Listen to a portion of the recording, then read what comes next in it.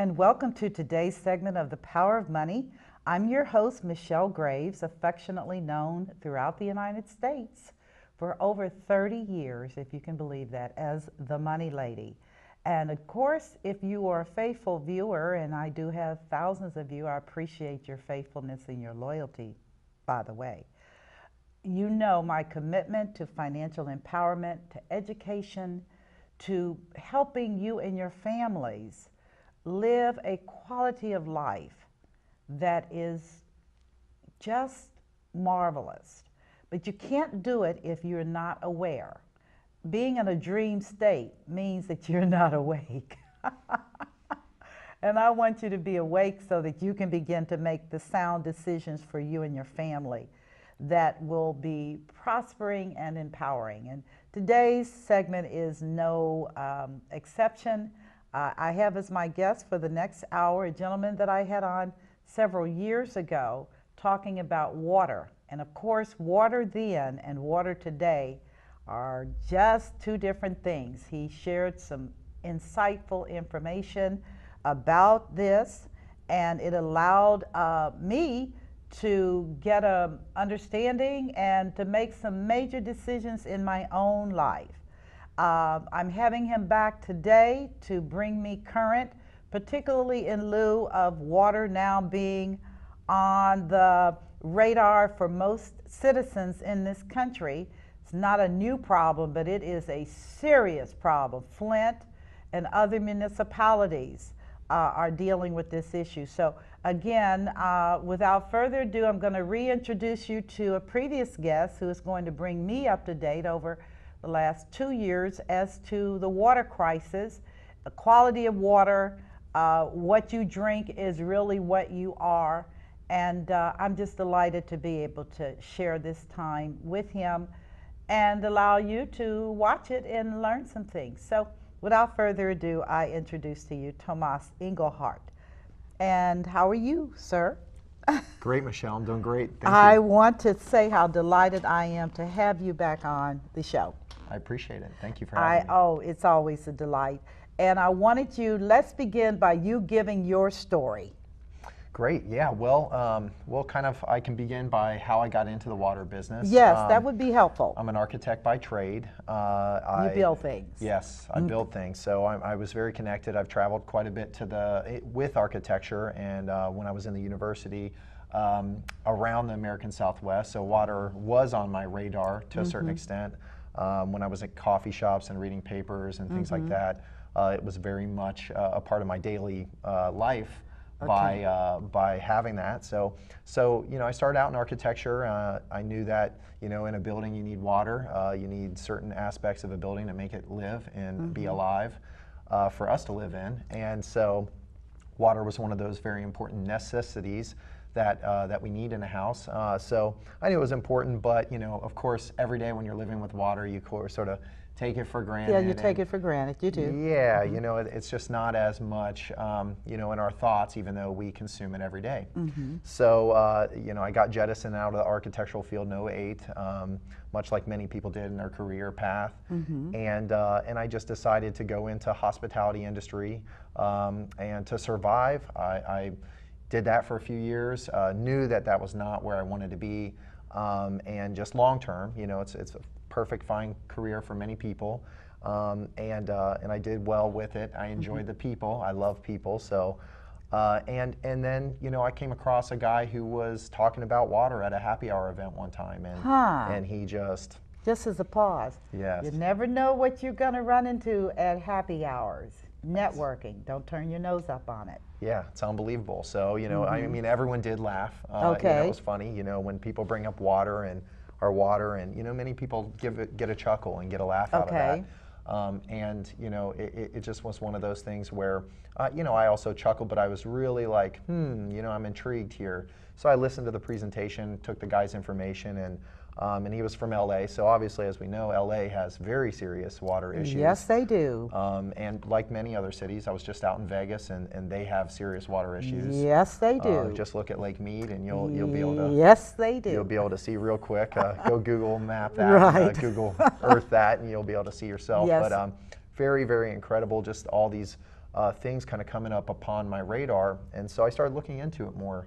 And as I was doing the research on the water, I was just noticing all kinds of things with respect to municipalities and well water and groundwater and rainwater and all these different aspects of it. And then also, the specific water that I was researching was something that was a little bit more off the beaten path and more along the health and wellness and medical lines of water. And so we all think that, water is healthy, right? So all water is healthy. All water must be healthy. Right. Put a question mark by that. Right. I mean, coming from, we're sitting here in Ohio, which in the Ohio River Valley, the Ohio waterway is the #1 most polluted waterway in the last 7 to 8 years. So, and that's considered where you're getting your drinking water from. So, and so we have to filter that. And is that quite because, before interrupting you, because Yeah, this no is worries. good, is the Ohio River waterway the most polluted waterway because of where it begins with the Allegheny? There are two water rivers, aren't there? Yeah, I mean, one could argue probably that, the Mississippi River is probably, I mean, it's got all of the rivers, the Missouri and all of them everybody going into them, right? in. So, but however, the Ohio itself has so much more industry. Oh, that's right. Okay. Coming down from Pittsburgh and upstream from Cincinnati, where I reside. But I will say this: that as water travels down, through earth and through streams and underground water streams, it is getting purified by the earth. So the earth will take on those impurities, and the plants will suck up those impurities. Yes, and we will eat the plants. And hopefully not those plants, but with the chemicals in it. But there are quite a few plants that you can put on the banks and things that can reeded plants and bamboos and things like that that can really suck up contaminants quite a bit and prevent erosion. So, there are great ways to do that. But in terms of, consider your source. Everyone believes that water is just water. And, I hear it all the time, and I say, okay, great. Well, go get you a drink from the Ohio River or whatever local waterway that you have there and see what happens. Hopefully you don't get any kind of bacterial thing going on or any kind of parasitic thing or, there's lots of things that viruses, and the water. That are just in the water, that you can't see. And even, across the board, when we look at clear waters, they all look the same. But then when you get down on a pH level and you start testing them or on an electrical level and start testing them, they're all different. So, well, I want to talk about that as well. So you got your awareness around water quality was triggered through this interface with this gentleman from Los Angeles. That's it. Changed your world. Was that your epiphany? That was, it was the beginning of much more to come, for me. When I met this guy, it was kind of just the catalyst of, hey, this is of interest, and because of, like I said, my past and my travels and things like that, and I've been to all over the world, so water is, bad everywhere. It surely is. So. It surely is. I lived in China. Trust me, that's scary.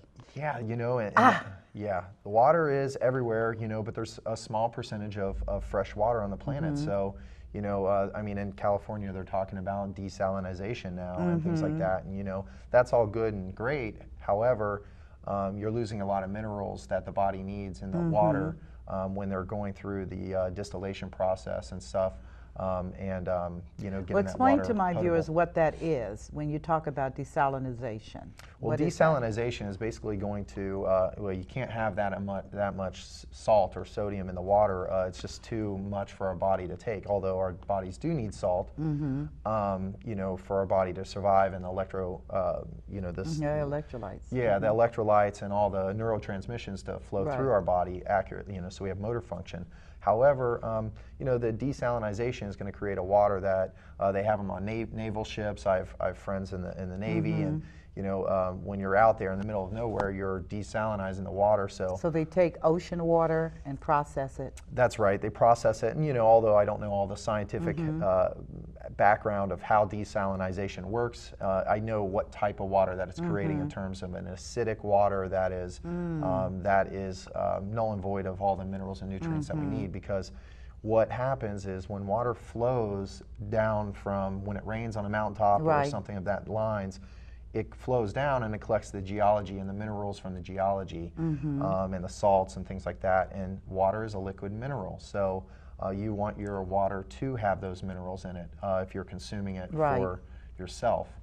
And so we need those minerals. They're very vital to our body, bones, elasticity of our muscles, so on and so forth. So back to this desalinization thing, which is emerging as a technology for water-starved municipalities, maybe coastal. Sure. Yeah, coastal areas where they have a vast ocean. But again, with that process, it's stripped of all of its healing properties. Yes. Well, at the point you have no minerals, you have nothing but just a liquid. Yes. I mean, granted, the body does need to be hydrated because we are primarily water, Yes. right? Yes.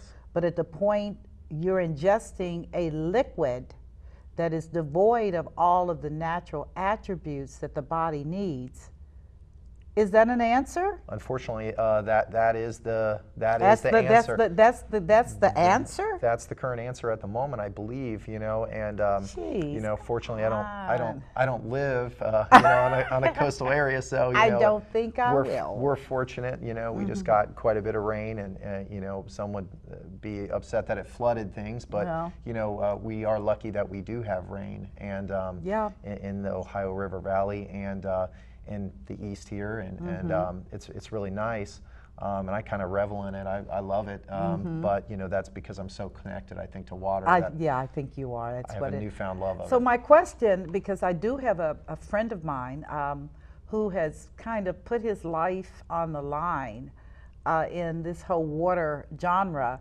and he is into deep well drilling, where he goes deep into the land, and he said that California is not famine ridden. They just don't want to drill deep wells to tap into the water.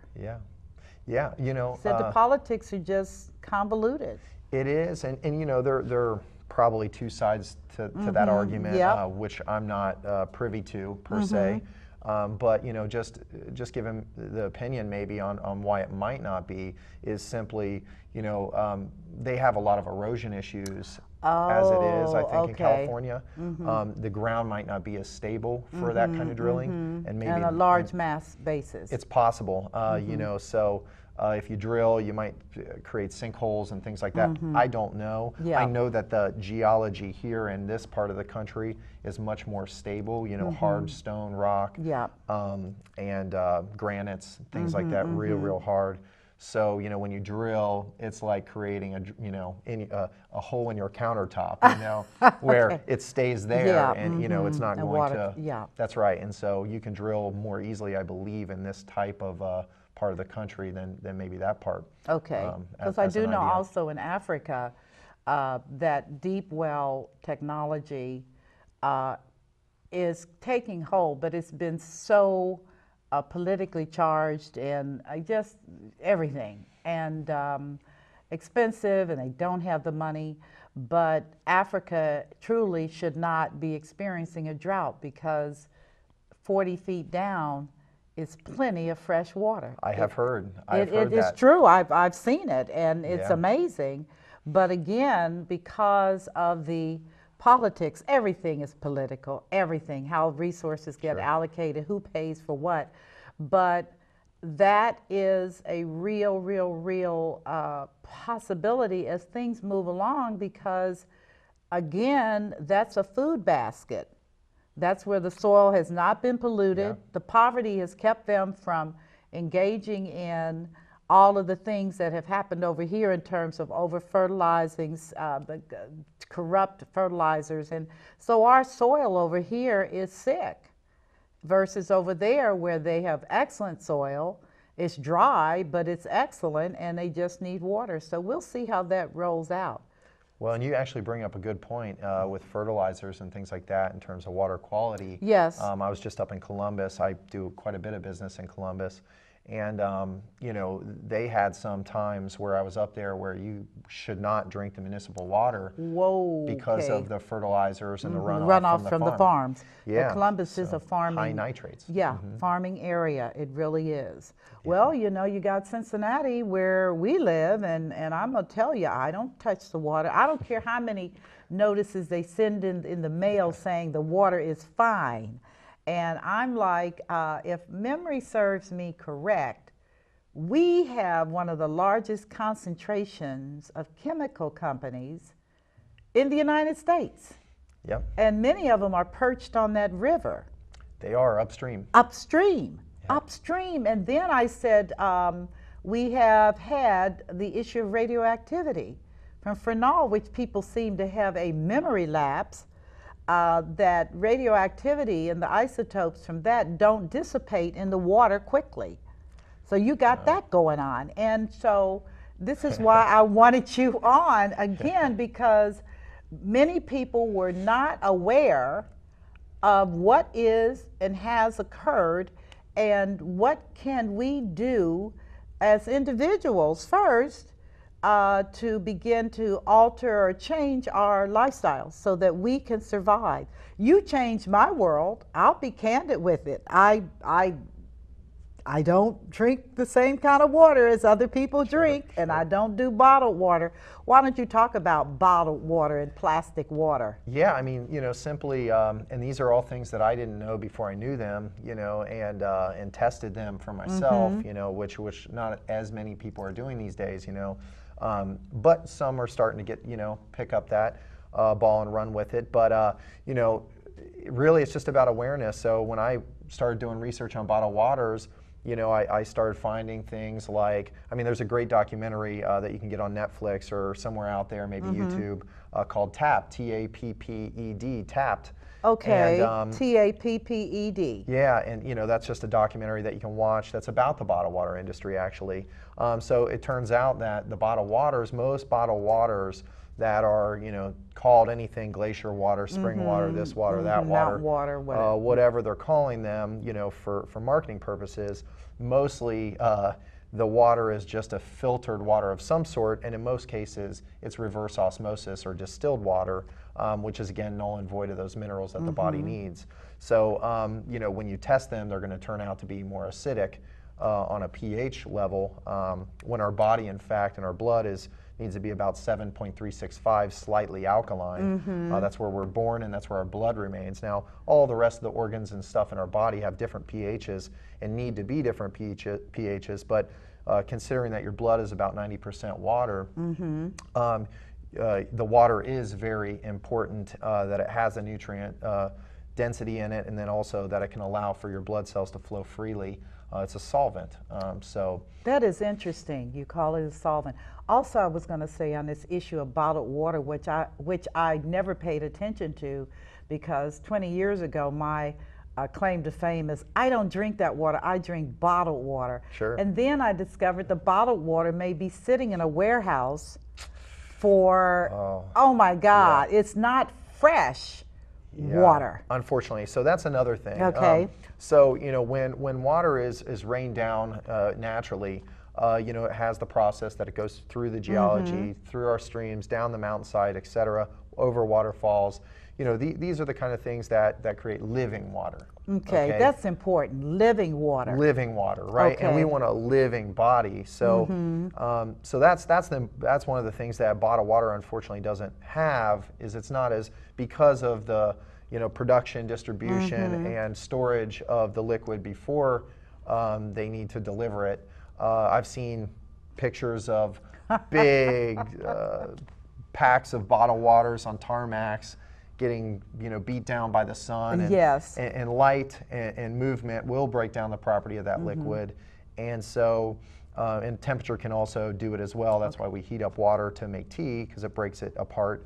But in the terms of, you know, if it's sitting in a storage, on average they say it takes that bottled water after they fill it at one of the stations about a year to 2 years, 6 months to 2 years to get to you. So it is definitely not alive. It's not as alive as it once was. Right. So, it definitely not. It's no different than a piece of produce when you pick it off of the tree or the bush, right? It's right there. Right, that's fresh, right? Well, the longer that you take it away, what happens to that piece of produce? It begins to decompose. Right. So water is no different. Water is alive and it dies. We're alive and then we die. So there's a life process and cycle to every thing that's out there. And the key is why we want everything that we consume to be alive, including our water, very much alive, is we want that to be enzymatic.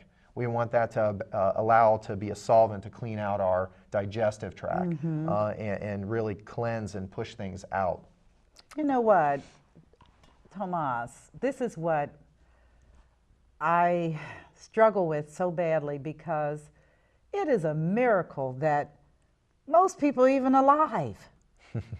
I mean, think about it. Our bodies are resilient. Yes. The body is resilient, but boy, oh boy, when you start rolling into your 50s, it will catch up to you. It's going to catch up with you, and you're going to look like a hot mess. Or feel like a hot mess and not know why. And I think you bring up just a takeaway for me today, before we get into the issue of acidity and alkalinity, because that is it. And that's everything.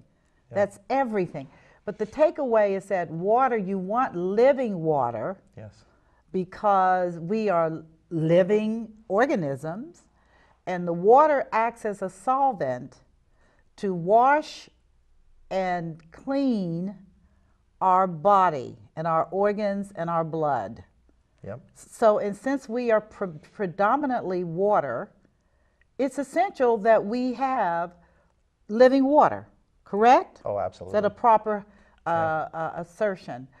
If that be the case, let's go a little bit deeper. Let's talk about your thing, which is alkaline versus acidic, and give us some foundation here.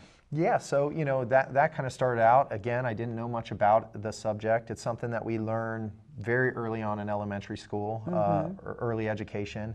And then, you do a little bit with it, and then that's it. You're done with it. So, so when I rediscovered it, I thought, wow, we test pools for pH, we test fish tanks for pH, and if you have, any one of you have a saltwater fish tank at home, you know that you have to be really up on it, or you can lose thousands of dollars worth of fish and coral and things like this, because the pH is not correct. And that's with salt, that's even more. So, I always tell someone, because, a lot of drinks, if you go into a supermarket shelf, and I'm not going to single any out, they're all the same, you go down and you pull out every bottle and you test all of them, the majority of those liquids are going to be very, very acidic.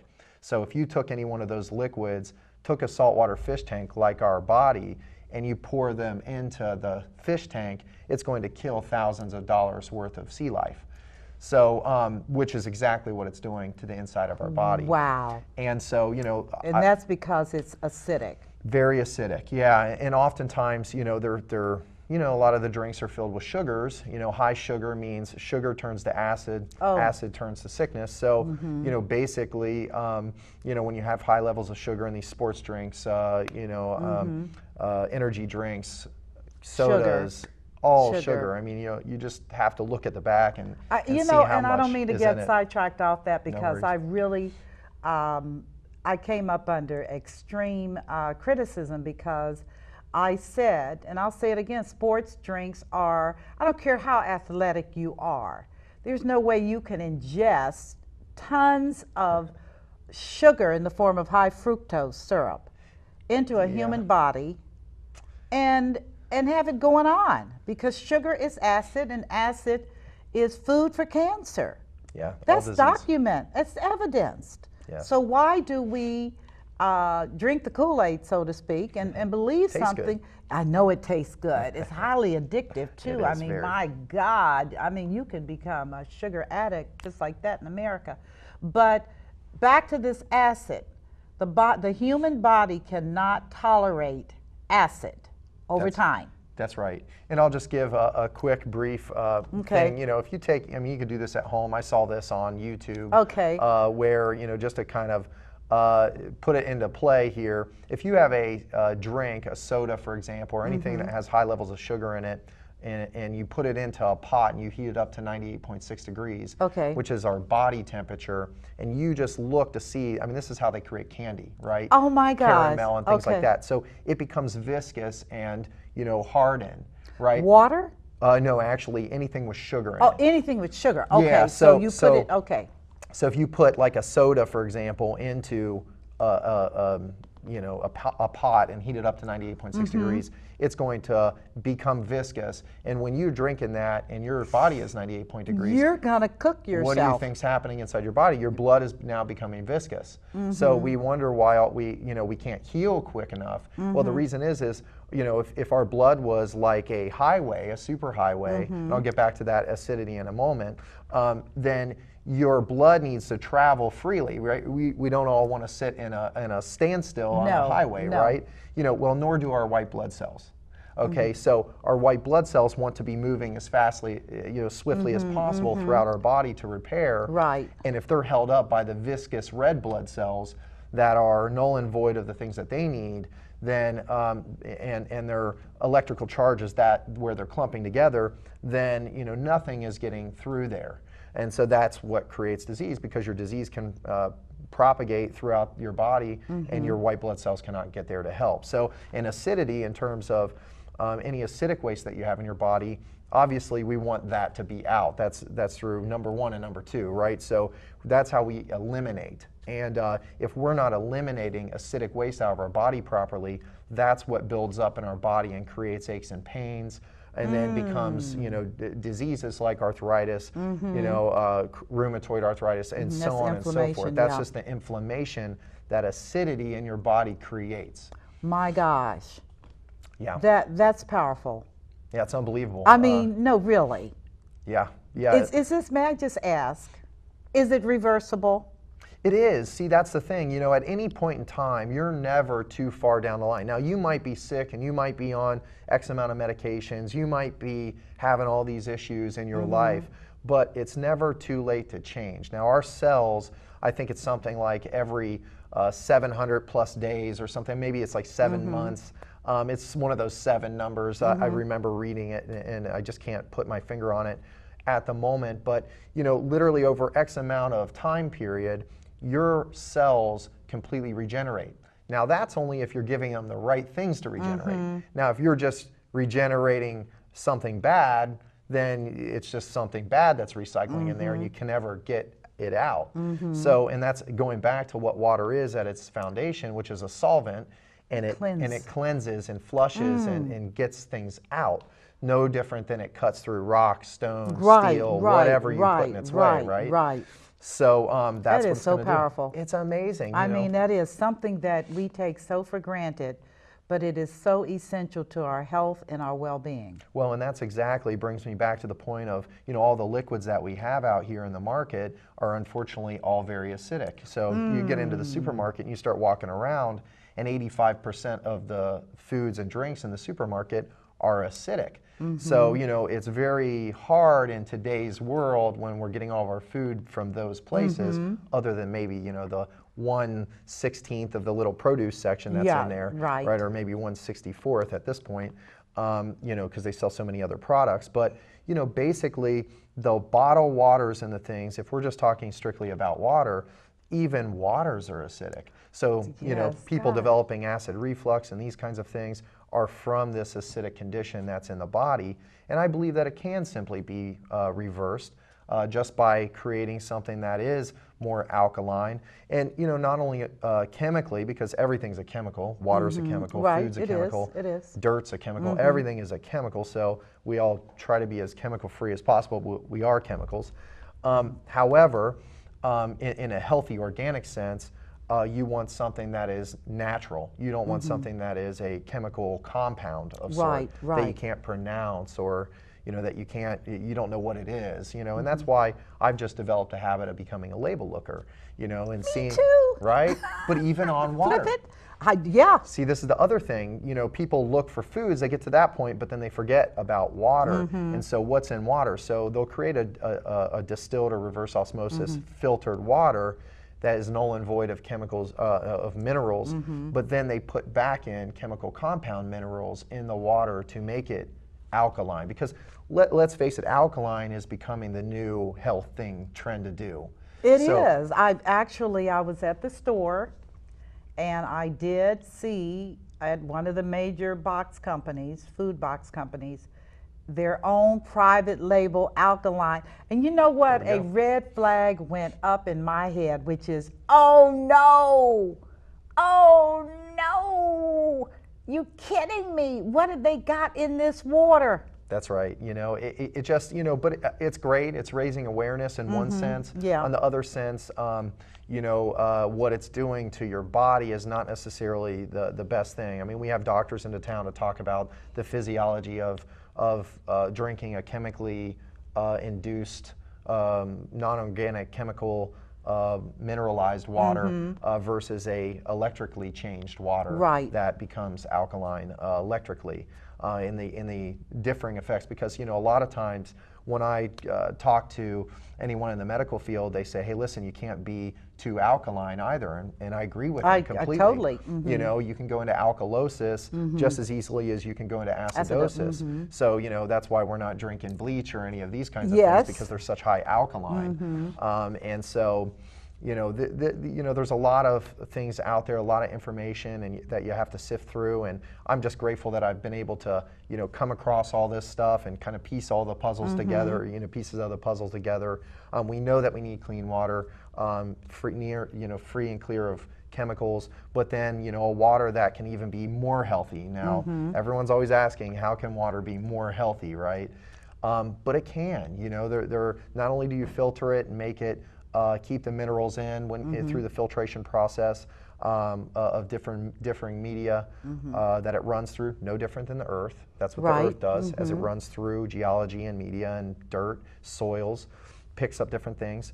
So you do the same kind of process for that in filtration. That's no different in our municipal waters. Right. However, you know, the crisis that we've been having, the issues that we've been having, while we're on the alkalinity and acidic thing here, is that in like Flint, Michigan, for example, the reason they have lead in the water is not because there's lead pipes per se. Okay. It is because the water that was running through the lead pipes was acidic. Whoa. So it corroded Correct. the lead, and that's why you have lead in the water. That's right. So, oh my gosh. So, you know, I mean, bingo, I didn't even make that connection. And again, I'm not there to test it, to see what it was on a daily basis, but this is why many municipalities add high alkaline chemicals into the water in order to bring up the alkalinity of the water to be neutral or slightly alkaline. Now that's federally mandated and regulated to be that way. So, you know, to see these things kind of happening here and there around, you know, in different municipalities, small cities and things like that. I heard of another one in Mississippi, maybe Jackson, if I'm correct, pardon me, but you know, that it's happening in many, many others. I also read a CNN article recently that 5,300 different municipalities have higher levels of lead than what's acceptable. Because of the acid in the water. I believe it's just too acidic, and that they're not putting enough in it, and people are saying, well, thank God we're not getting the chemicals. Yeah, well, you know, it's corroding the pipes, and so what comes first, right? So I don't mind that the chemicals are in there to raise the pH so that I can get water, thankfully, at my home, you know, right at the comfort of my home. However, you can then filter that. Then at that point, when the municipal water comes to you, then at that point it's your responsibility to filter it yourself again. Because see, these systems, you know, take the Ohio River, for example, there's a lot of water coming through that river, right down that river. Yes, there is. If we're going to drink that and provide that to a whole entire city of, you know, tri-state area of 3.5 million, let's say, well, that's a lot of water that has to go through a system. Right. So, you know, I am grateful that the municipal water is as good as it is to get to me, number one. Number two, I mean, I probably wouldn't be saying the same thing if I lived in Flint, Michigan, honestly, you know, because they weren't doing per se their job no. if the water was becoming acidic like that and rusting the pipes. Mine's not, and I know we have lead pipes in the old infrastructure of downtown Cincinnati. Tusculum area, etc. I know we do. Yeah, we do. And in fact, I can taste the differences in the waters and things like that. I know it's not good. So I pretty much say, you know what, I used to be a bottled water drinker, a spring water bottle drinker, and I just, started filtering my own and creating my own spring water in my own home, okay? Right. Because I'm doing nothing different. If you go to like a supermarket where you can go and buy water from them, and I mean fill your own water. If you go behind the facade, please tell me. If you go behind the facade, you can see that they have just a little cartridge filter back there that's filtering the water that's on a line coming from your municipal water. So it says glacier water, it says all the things that you want it to come from. But if you reveal, behind the curtain kind of, you'll get to see that it's just a filtration device that honestly you're overpaying for, and you can actually pay less for in your home. Wow. Wow. Yeah. Wow. Oh my God. Oh God, I will not be a cynic. I will not be a cynic, but it's hard. So the answer, the takeaway is that you need to have, and I need to know if it's available. Well, it must be because you're here. Sure. Is to have your own alkaline filtration system. Yeah, it's real super easy. Yeah, the best thing, people can get it for a home or for a business. There are many companies out there. I'm just one of many. We all do a good job. So, for you to get something in your home that is a tank, a small tank of sort, they could be point of use under the counter or down in a basement. A lot of people are getting these softened water systems because we do have a problem with hard water in terms of our appliances, and that's one thing that's great. However, that's not a water that you really actively want to consume. So you can hook something, if you do need a softener, you do want a softener, hook it up to a line that's not going to be on your drinking water. Make sure your drinking water is separate from that. From the water softener. Yeah, so that you're not ingesting the chemicals that you're putting in every month to the tank. Right. And so, that's one thing I'll say. The other thing is it's very simple for you to create an incredible water, either, like I said, right at your sink, under your sink, with a filtration device. And I sell many different devices. I sell RO devices. I just don't recommend them. Because they create that acidic water.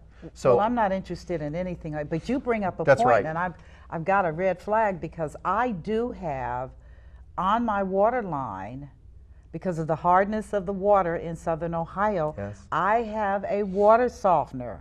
Sure. A big one. Many people do. And I'm now you're telling me new information. Yes. So, and I love my water softener because it cleans my clothes. That's right. I don't need any cleaning enhancers. Less is more. Yeah. Water's the ultimate cleaner anyway. And I've always had a red flag about drinking this water.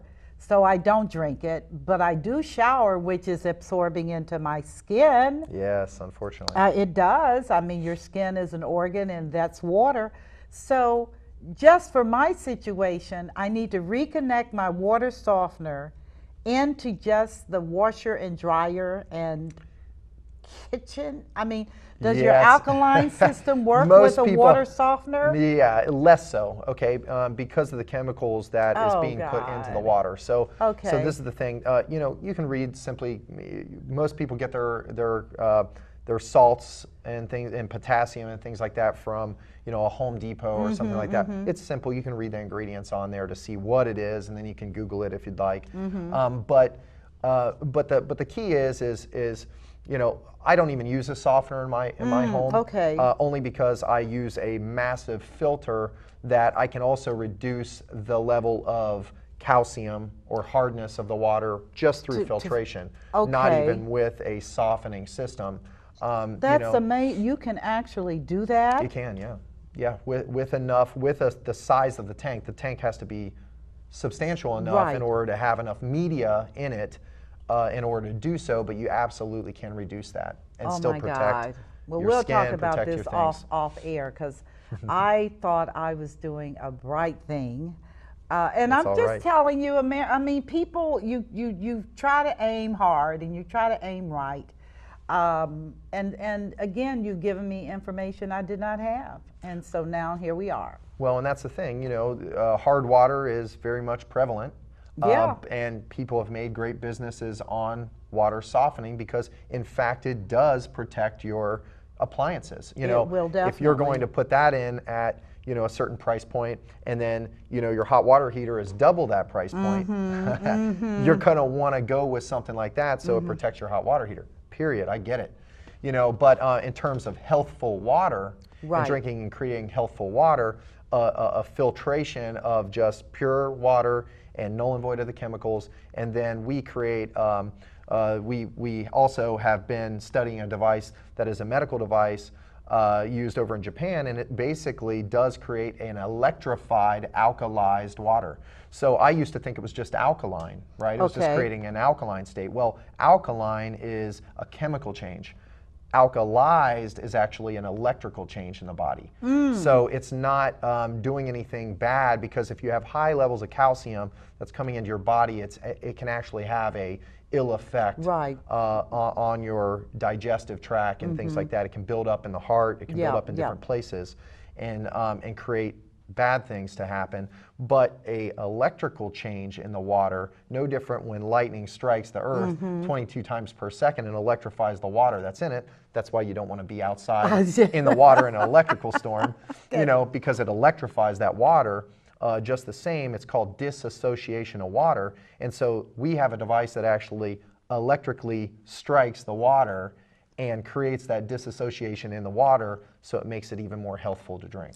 Wow. So it's an alkaline system that is electrified as well. Yes, it's the process. If one was to look it up on in the medical field on PubMed.gov, is actually electrolyzed reduced water.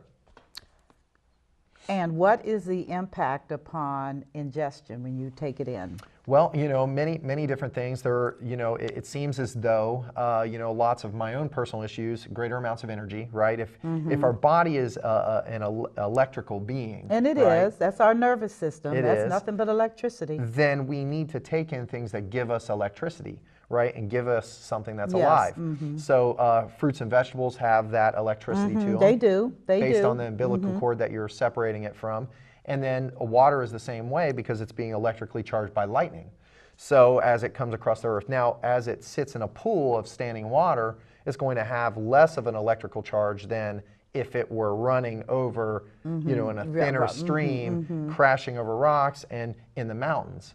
And so, I have tested, all this device does is recreate the life in the water. And I was in Denver over Christmas of this past year, and we were up in the mountains, and we went to this guy's ranch, and we can actually test electricity in the water with Yes. a oxidation reduction potential meter, an ORP meter, and you measure it simply in millivolts.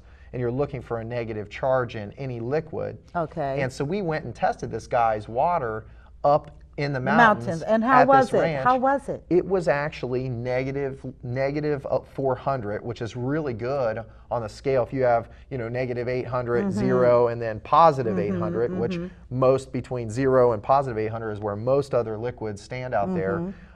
And the negative, it was negative 400. It was amazing. Our devices create even higher, but it's literally like we are recreating that electrical shock into the water.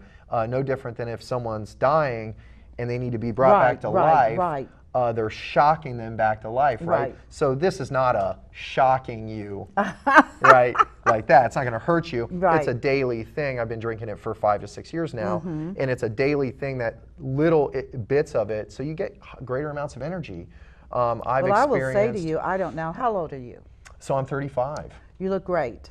I feel great. I'm serious. You look great, because my concern is, as I look out amongst humans, and it's starting even younger, because your generation was exposed to toxic eating earlier. Yes. And I mean, it's rough. It shows on the face. Hey, it definitely does. I'm glad I stopped when I did, because I pretty much stopped, in high school. I did come, it was like that, I grew up in a family where we did eat in more than we ate out. Good. So we did kind of have that foundation to a certain extent, so that, but I still ate some junk food, and I was an only child, so I was home making for myself, so I was Okay. responsible for myself, so I didn't always make the right decisions. Okay, that's okay. Because I didn't have someone there to watch me every step of the way. However, after about high school and then college, I mean, that was the complete change. When you have to fully be responsible for yourself, like everyone out there, that's the most important thing, is that you're really making those choices on a daily basis that is setting you up, because every little day is going to build to a bigger day, right? A year, and then years. And so, if you're doing things that are, unfortunately not giving nutrients and minerals and things to your body, then it's taking away. So actually every acidic drink that one takes, their blood has to be 7.365. We're getting back to the alkalinity thing here, and it's bringing their body into acidity, their blood into acidity for that moment. So the blood actually has to remain 7.365. So it steals calcium, minerals from somewhere else in order try to to keep get it there. It has to keep it there. Oh my God. So if our blood is not, in the homeostasis state, we're not going to be healthy. Our body would not be able to sustain all the junk that we put in it. So that's why we're actually sacrificing the calcium out of our bones and other kinds of things every time we eat and drink acidic things, that extreme. And that's why you find a lot of doctors recommending for older people calcium, because they've stripped it.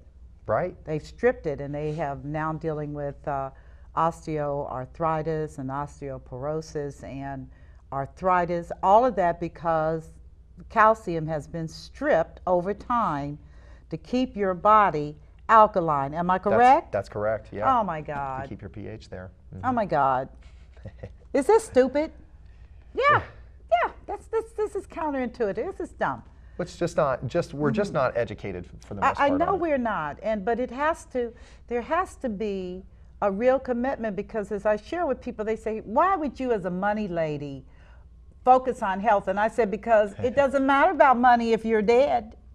It doesn't matter about how much money you have if you're spending a ton of money on doctors and medical sustenance situations, and it doesn't matter. My job is worthless if you are committed to being sick. And most people aren't committed to being sick, but they do things to make themselves sick. Right. And therefore the money they've accumulated is depleted paying medical bills and paying for care. And it's just a sickening cycle. And that's why I am, just for you viewers that want to know why I'm on this subject, because I can't help you if you are sick. I can't help you if your lifestyle that you have developed is so intuitive to your wanting to live. So that is why I have Tomas on today, because until you deal with the fundamentals, and hear me well, it doesn't matter how big of a car you drive. It doesn't matter how well you dress. It doesn't matter about externals when on the inside you've got a time bomb ticking. And I can speak to this because as I approach 65, I consider myself a health nut, kind of nerdy because I am, but because I have looked around over the years, and what I see is very, very sorrowful. Okay, I see women that are obese. I see men that are obese. I see people that are in poor health. And again, I can't help you to accumulate wealth if you're going to be busily paying out to doctors and health circumstances. I can't do anything with that. So we're going to go back to the basics, and again, the basics start with water. When you say water, it's first. Yeah, I mean, it should be number one. You can only really go about 3 days without water before cellular degeneration begins to happen. So, unlike food, it's not going to kill you right away that you don't have water in 3 days, obviously, right? That's the response that I get, the off-the-cuff response, cynical response I get from people.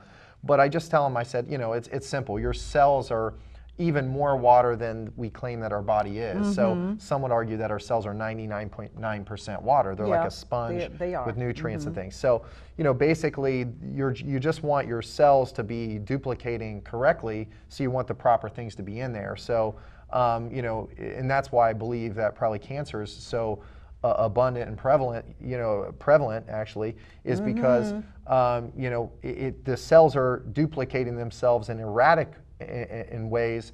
You know, they're duplicating the imbalances and the you know, basically not looking like they should, you know, and they're not taking in the things that they should. So, you know, it starts with water. It definitely starts with water. And then food, you know, you can go 40-something days without having food, without, you know, nutrients. You can eat from a box your entire life, that's fine, but just know that cellular degeneration is occurring. Right. So water is the most prevalent thing in our lives. We are water beings. We are. And we absolutely need that. And we need you know, you brought up a good point in terms of why am I talking about health in terms of money? Well, money is a energy issue. Yes, it is. So if you don't have, if you're sick and you're in bed, you don't have the energy to get up out of bed and go do something. Right. So if you can simply drink a water, let's say that you're not gonna, it's gonna be really hard for you to change your diet. That's why we offer the things that we do, because we educate people on getting that energy back first, so that they have the energy. And if it's as simple as something just as drinking water, you know, more people are going to be likely to start there and work there, and then they can start working on the other things. So yes, making money is an energetic issue. I totally agree. Give us your phone number, because time's wrapped up. Excellent, great guys, thanks. My number is 513-509-1241. And you are our water expert, and the one particular product that has kind of shaken this country, it changed Japan, but it's shaking the United States that you were involved in, is what's the name of the company? It's actually Enagic. Enagic? Kangen water. Okay, all right, and people can learn about that. I was introduced to that product before it was even in the United States. One of my mentors, Dr. Shasky, was an oncologist under Harry Truman, and he was assigned to Japan to set up the health clinics in his youth, and he did that. And one of the things he did was deal with radioactivity with that alkaline water. So he told me, if it ever comes to the U.S., get to it, Michelle. And so I was just honored and delighted to meet you at that time, because this was a product I was very much aware of, and it changed Japan. It totally changed Japan after World War II. Yeah. And it can change, for those of you that are watching today, it can change your life today. We are out of time. I want to wrap up and just thank you again for being a part of my world on the power of money. And I hope you've enjoyed Mr. Englert and his explanation of water and why it's so important. And again, give him a call. He is the expert. He's your go-to person. And in closing out today's session, I wish you love, I wish you peace, and I wish you and your families joy.